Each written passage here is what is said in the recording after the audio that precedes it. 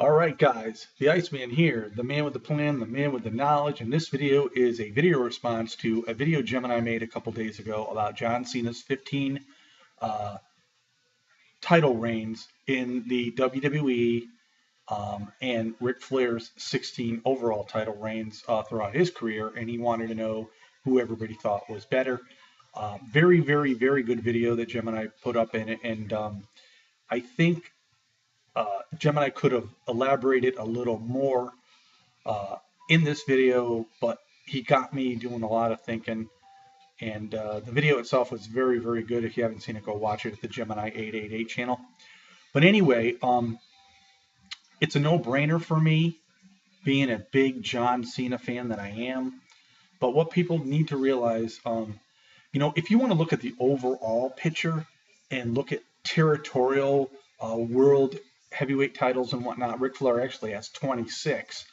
But for the most part, when it comes down to it, the promotions that really recognize things, Ric Flair really has 20 title reigns, but the WWE only recognizes the 16 that Ric Flair does have. Just to go down the list for Ric Flair, he was the NWA World Heavyweight title by defeating Dusty Rhodes in September of '81. The second was defeating Harley Race in November 24th of '83. The third being defeating Harley Race March 24th of '84. And then he defeated Kerry Von Erich May 24th, 1984 in Japan as well.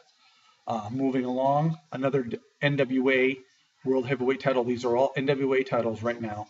He defeated Dusty Rhodes in August of '86. He defeated Ronnie Garvin in November of '87. He also defeated Sting in January of 1991. And his last NWA World Heavyweight title that he got was by defeating Tatsumi Fujinami in May of 1991. These are 9 NWA World Heavyweight title wins by Ric Flair. Moving on to the 10th title win, Ric Flair won the Royal Rumble in January of 1992 in the WWF to become the WWF World Heavyweight Champion there. And then also he beat Randy Savage in September of '92 to also get the world title. Those were his 2 WWF title reigns. Now, there was the one more NWA title that he got, and that was by defeating Barry Windham in July of 1993. And after that, there was no more NWA title belt reigns. Number 13, Flair defeated Vader in December of '93. After that, he defeated Ricky Steamboat in March of '94.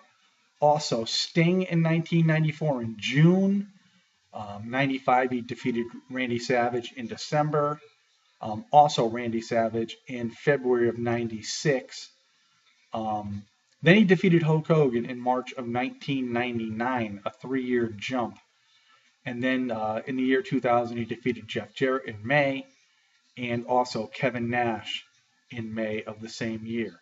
Those were his 20 title reigns. Now, going back as far as talking about Ric Flair and his title run in the NWA, people have to understand back then this was a totally different era from the WWE era.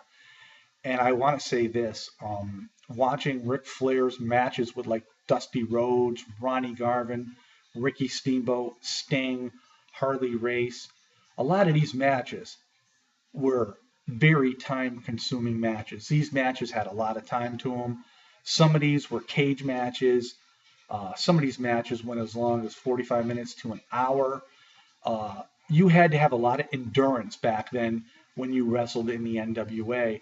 Whereas I think a lot of wrestlers now in the WWE, there are very few that can really go that long in a match. We did see John Cena and Randy Orton, I think it was in 2008 or 2009 with the Iron Man match most recently.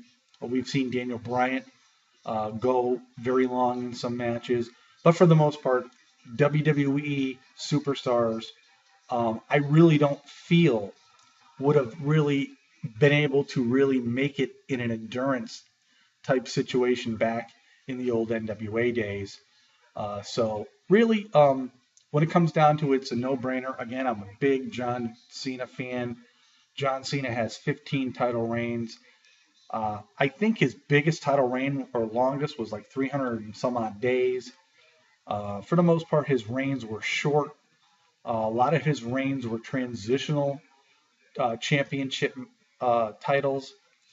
And for me, after watching this video by Gemini888, it got me thinking, people that have not seen the old NWA wrestling, WCW wrestling, you need to check it out. You cannot compare the WWE to wrestling back then because it was totally different style. It was a totally different era.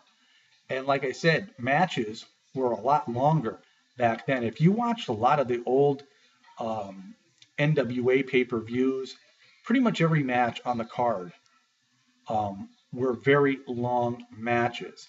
They really pulled it out to close 3 hours almost all the time, and all their matches lasted a long time. They did have time limits in some of those matches back then because that's what they did back then, and most of those matches on a pay-per-view either went the time limit or someone won just prior to the bell being rung.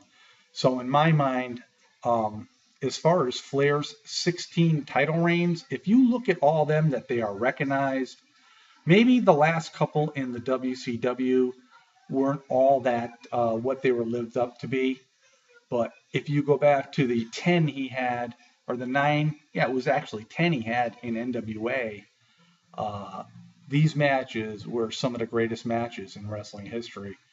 So without a doubt, again, being a big John Cena fan, without a doubt, I believe that the 16 title reigns that are recognized by Ric Flair and and the other promotions are a lot bigger and better than John Cena's 15 title reigns. Not taking anything away from John Cena, but this is the new era of wrestling. And how often, since Triple H really had his long title reigns, how often have we really seen a male superstar in the WWE other than CM Punk's 434 days really have a real long title reign? So without a doubt, it's hands down. There's not even a contest here. Ric Flair's 16 title reigns that are recognized were far more important than John Cena's 15. And I say this with respect to both men. I used to be a huge Ric Flair fan back in the old NWA days. My problem now with Ric Flair is he doesn't want to get out of the profession that made him so popular. But, somewhere along the line, it's time to go. And I feel the same way about Hulk Hogan as well, not just Ric Flair. But and for John Cena fans, I am one of the biggest out there. I know a lot of big John Cena fans as well. But when it comes down to comparing Cena's title reigns with Ric Flair's, it's really a no-brainer. And Gemini hit it right on the head. He was absolutely right. And I just wanted to elaborate a little more about Ric Flair's title reigns and just let everybody know, when he won, who he beat. As far as John Cena goes, I don't need to do that because, to be quite honest with you, he had some very good matches with The Undertaker. He had some very good matches with Triple H, Randy Orton, JBL when he first won his first belt. But